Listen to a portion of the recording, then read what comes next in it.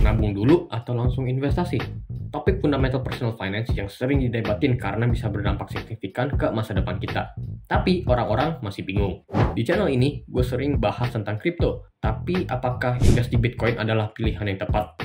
Di video kali ini, gue akan kasih jawabannya biar kalian nggak bingung lagi. Disclaimer, gue bukan seorang financial advisor dan ini hanya adalah opini pribadi gue. Jadi tetap do your own research. Kalian pasti sering dengar kan kata-kata menabung pangkal kaya atau ngapain nabung, tergerus inflasi, langsung investasi aja. Nah, kedua pepatah ini ada benar dan ada salahnya. Pertama, kita definisikan dulu nih arti menabung dan investasi dalam konteks personal finance. Menabung melibatkan menyisihkan uang di tempat yang aman dan liquid seperti di bank. Jadi kita bisa tarik kapanpun sewaktu-waktu butuh. Di sisi lain, investasi adalah mengalokasikan uang ke berbagai macam aset seperti saham, obligasi, properti, kripto dengan tujuan menghasilkan keuntungan di masa yang akan datang untuk tujuan keuangan kita masing-masing. Mari kita bahas investasi dulu. Siapa sih yang nggak mau dapetin cuan? Kalau kalian investasi 100 juta aja di IHSG, Indeks Saham Gabungan Indonesia, pada tahun 2000, di tahun 2023 sekarang, duit lu udah jadi 1 miliar, udah 9 kali lipat.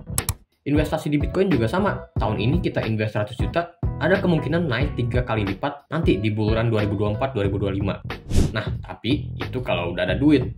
Kalau nggak ada duit, kita mau investin apa? Mau nggak mau, kita butuh uang untuk dijadikan modal, untuk mulai investasi. Ingat, video ini konteksnya mulai dari nol ya. Kalau dapat modal dari orang tua atau warisan itu beda cerita dan sebuah privilege yang bisa dimanfaatkan. Modal kecil pun sebenarnya juga kurang signifikan untuk diinvest di aset keuangan.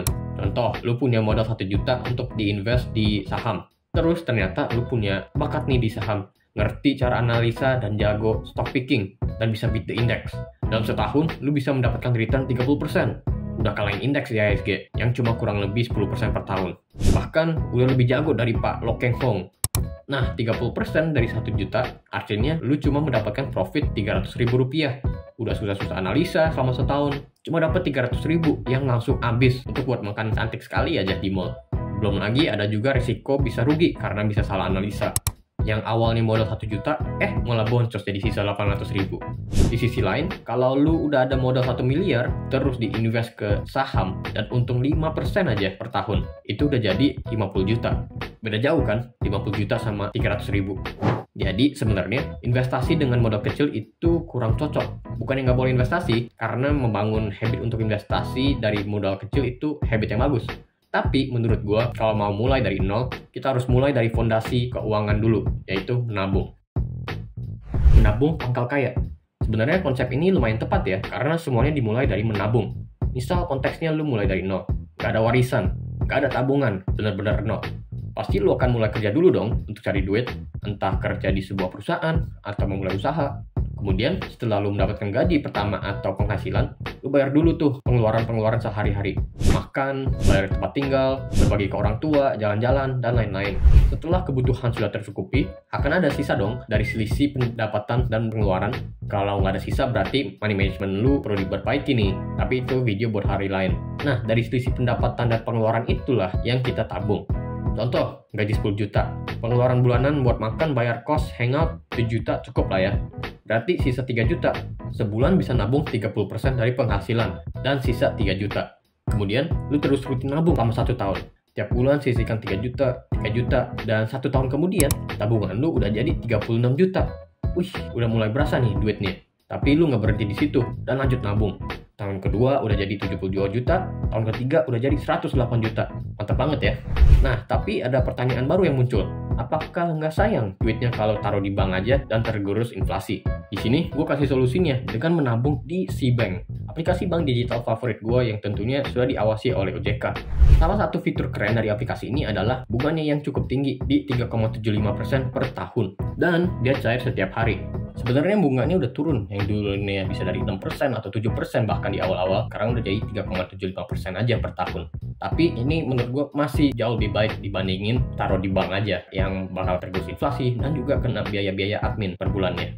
Ini contohnya ya, dimana gue mendapatkan bunga setiap hari dengan nggak ngapa-ngapain. Cukup deposit berapa aja ke aplikasi ini. Tentunya makin gede saldo lu, makin juga gede bunganya. Jadi duit lu yang lu tabung nggak diem begitu aja. Selain bunga 3,75%-nya, si bank juga memiliki fitur deposito dengan bunga hingga 6% per tahun. Bedanya, duit yang dideposito akan dikunci dan tidak bisa digunakan selama tenornya yang dipilih. Jadi contohnya yang bunga 5% ini, duit lu dikunci selama 1 bulan. Dan kalau yang 6% ini selama 3 bulan. Kurang lebih sama seperti deposito pada umumnya. Gak hanya itu, si bank juga ada banyak gratisnya loh. Dia bebas biaya admin, dan yang paling gue sering pakai itu adalah fitur gratis transfer antar bank dan juga transfer ke e-wallet lainnya seperti OVO, GoPay, dan lain-lain.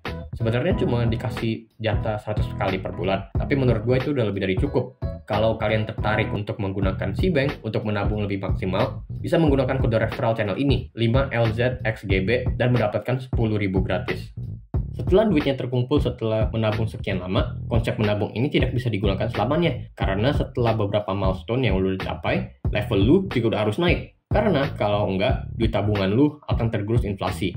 Maksudnya gini, misal udah terkumpul 100 juta dan fondasi keuangan seperti dana darurat dan asuransi sudah aman. Nah, cara lu kelola uangnya udah harus mulai naik level. 100 juta bisa kita gunakan buat investasi dalam berbagai macam bentuk. Bisa investasi di leher ke atas supaya skill kita makin naik dan income juga ikut naik. Contohnya bisa beli buku atau mungkin join seminar. Banyak deh.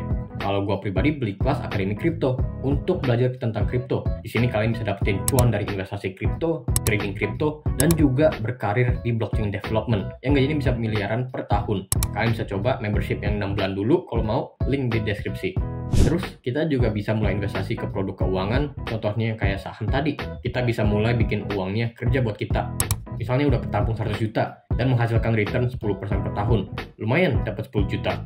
Ibaratnya udah kayak dapat gaji buat 13 bulan. Tahun berikutnya misal 10% lagi dari saham. Tapi 10%-nya itu dari 110 juta yang menghasilkan 11 juta. Jadi penghasilannya naik terus setiap tahun. Disinilah duit kita bisa bergulung-gulung dan memanfaatkan yang namanya compound interest. Jadi itulah perbedaan antara menabung dan investasi. Dua-duanya penting, tinggal cari keseimbangan yang tepat untuk mencapai financial goals kalian. Kalau kalian sekarang lagi fokus menabung atau investasi? Komen di bawah ya. Kalau gue pribadi, gue lagi fokus investasi di kripto, terutama di Bitcoin. Kalau kalian mau nonton review kelas Akademi Kripto punyanya Timothy Ronald, kalian bisa cek video yang ini.